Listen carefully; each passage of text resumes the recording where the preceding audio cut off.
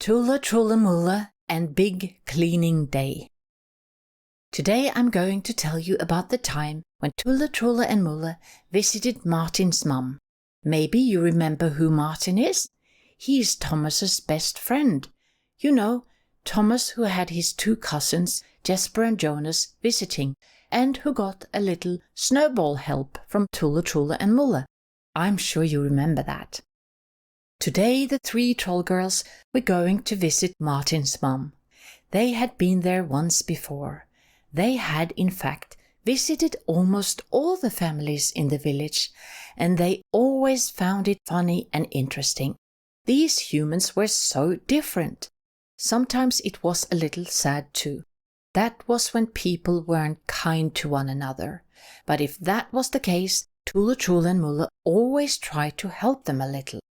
This was also what happened today. Tulle, Trulle and Mulle laughed and talked at the breakfast table as they usually did. And when it was time to leave, Troll Mum and Troll Dad went outside with them to say goodbye. They stood at the entrance to the troll cave and looked at the scenery. The snow sparkled beautifully, and Troll Mum looked happily at the forest.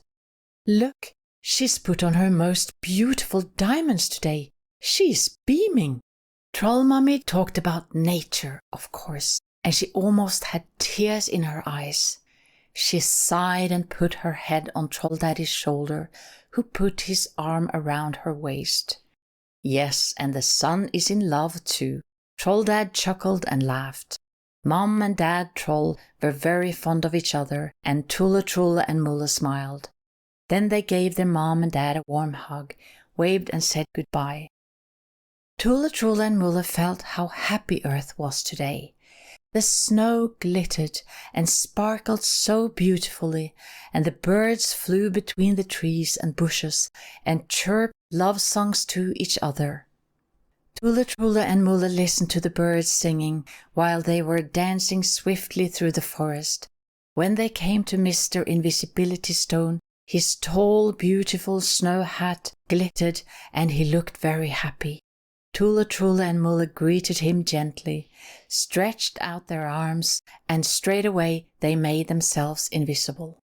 Magic, maho, mamoo, metau, let us become invisible now.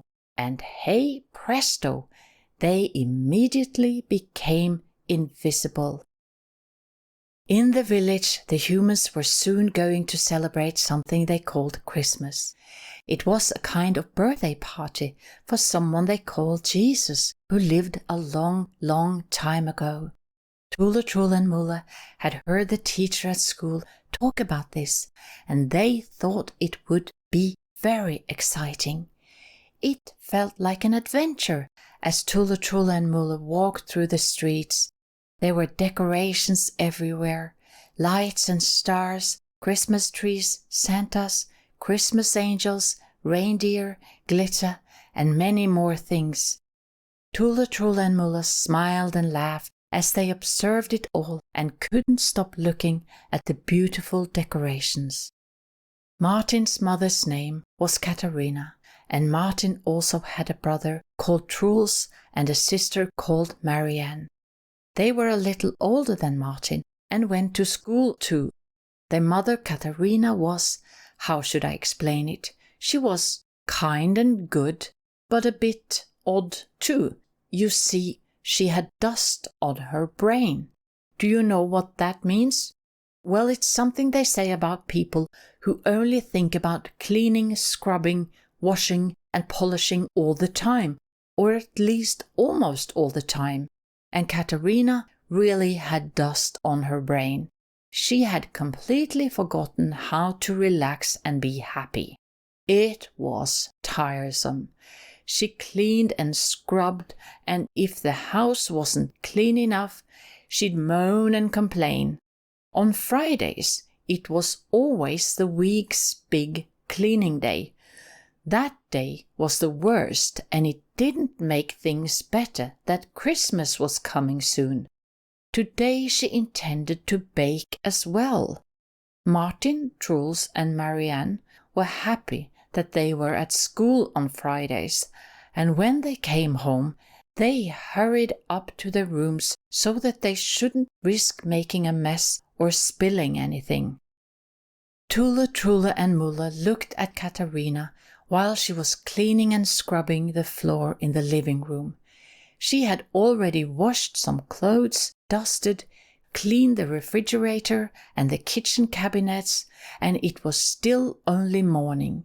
When she had finished cleaning the floors, it was time for the windows, and when she saw a cobweb at the top of one window, she got the duster and quickly swept it away. By now, Tulle, Trulle and Mulle were getting tired just from looking at her, and that was when they decided to help Katarina a bit. Who is destroying my house? Trulle changed her voice and sounded like a spider with something in its throat. Who's there? Katarina exclaimed as she was staring at the spider hanging from a thin thread. It was the only thing left from the big cobweb that it had been working on for a very long time. But then she shook her head, hurried into the kitchen, got a cup, caught the spider and threw it out into the garden. Hey there! Don't you know that a real witch eats at least 6 spiders a day? The spider appeared to murmur, although it was of course Trulle who spoke. Katarina, however, was so busy that she didn't hear anything. Tulle, Trulle and Mulle looked at each other. It certainly wasn't going to be easy to help Katarina. What should they do now? Katarina continued to clean the windows.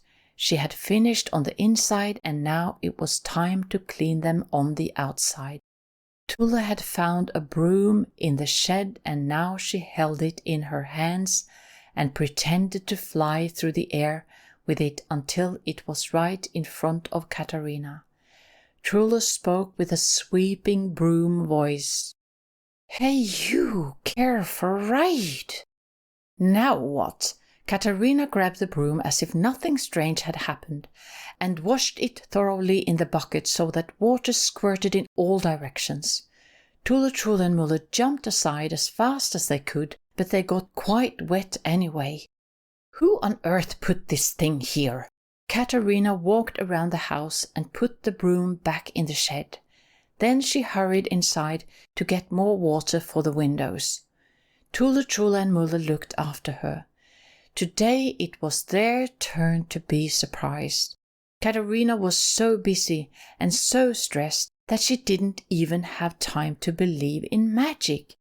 She was a difficult case. This called for stronger measures.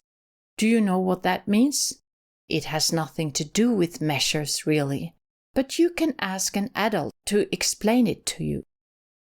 When Katarina had finally finished washing and scrubbing, she wanted to bake a chocolate cake and make pancakes for the kids for when they got back from school. Maybe she'd have time to bake some Christmas cookies too. Katarina found the flour, sugar, castor sugar, baking powder, vanilla sugar, nuts, almonds, raisins, eggs, milk, butter, and everything else she was going to use to bake with. Everything was nicely and neatly lined up on the kitchen counter, and Katarina began to measure and mix ingredients in a bowl. First she was going to mix eggs and sugar. She put the bowl in the mixer and was just going to put the eggs back in the refrigerator when suddenly the machine started all by itself and the beaters moved around in the bowl at the highest speed. What? Katarina was staring surprisingly at the mixer and hurried back and turned it off. But no sooner had she turned her back to it than the machine started going at full speed again. Katarina looked confused. Was she imagining things? She tiptoed back to the mixer. There had to be something wrong with it. Gently, she set the switch to a lower speed. But what on earth? She was standing still, staring at the switch. Can you imagine how surprised she was when she saw that it was moving all by itself and the beaters began to spin around and around at full speed once again? Katarina laughed weirdly. She also had a strange expression on her face. It was probably best to put away the mixer and use the hand mixer instead. This was no sooner said than done. But when Katarina had mixed flour and sugar, eggs and milk for pancakes and was going to whip it all together, the hand mixer began to spin all by itself too. And not only that, it stayed in the air and moved and danced round and round while it was whipping. And guess what? Now it began to sing as well. Pop a little pancake into the pan, pop a little pancake into the pan, a song Katarina often sang herself. But this is not possible. Katarina sat down on a kitchen chair, staring at the hand mixer, which had become very lively. She sat for a while without moving, but then she decided that what was happening was simply not possible. She grabbed the hand mixer to turn it off, but then it fell straight on the floor along with the bowl of pancake batter. Can you imagine how messy it got? Katarina sat down on the chair again. She had a shocked look in her eyes and did not blink even once, for now the whole kitchen became alive. Flour and sugar began mixing itself. The hand mixer whipped and spun. Butter melted itself in a pan. The refrigerator door opened by itself, and eggs flew through the air and cracked themselves in a bowl. Trulle and Mulle felt a little sorry for Katarina, but then again she was a little slow to learn. Then Martin, Truls and Marianne came home from school. Their mother was in the kitchen crying. She had pancake batter in her hair, flour on her clothes, chocolate cake dough in her face, and the kitchen was one big mess. "Oh, Mom, what has happened?" Martin felt quite sorry for his mother, but Katarina only cried even more. Then their daddy came home from work, and he straight away prepared a hot bath for his wife. Then he followed her up the stairs and into the bathroom, while she mumbled something about wanting a new kitchen for Christmas. And now big cleaning day began. While Mummy Katarina was taking a long relaxing bath, Martin, Truls, Marianne and their dad cleaned the whole kitchen. That weekend the family went for walks in the forest, and Katarina didn't think for 1 second about washing and scrubbing and baking and cleaning. She only wanted to spend a nice, relaxing time with her family. Trulle and Mulle were still a little wet when they walked through the forest, so they hurried home to the troll cave. They were very happy that Troll Mom didn't have dust on her brain, and when they got back home, they found she had filled the large wooden bathing tub with lovely warm water. It stood in front of the fireplace in the living room. And can you imagine how the 3 troll girls had a wonderful soak in the large tub while talking about everything that had happened that day?